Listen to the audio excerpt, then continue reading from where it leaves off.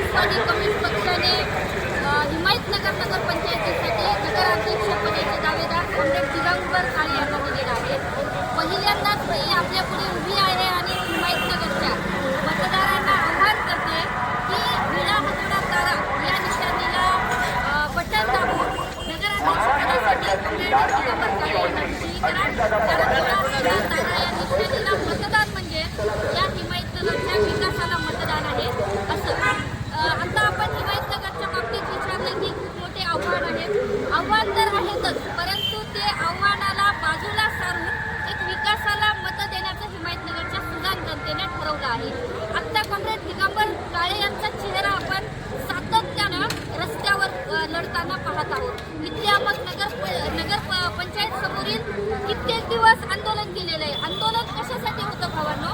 आंदोलन होतं या वस्त्यामध्ये चांगलं पाणी मिळालं पाहिजे पिण्याचं, चांगल्या आरोग्यासाठी दवाखाने झाले पाहिजे, या ठिकाणी बंद पडलेल्या शाळा चांगल्या आमच्या गोरगरिबांच्या लेकरांना शिकण्यासाठी चालू झाल्या पाहिजे.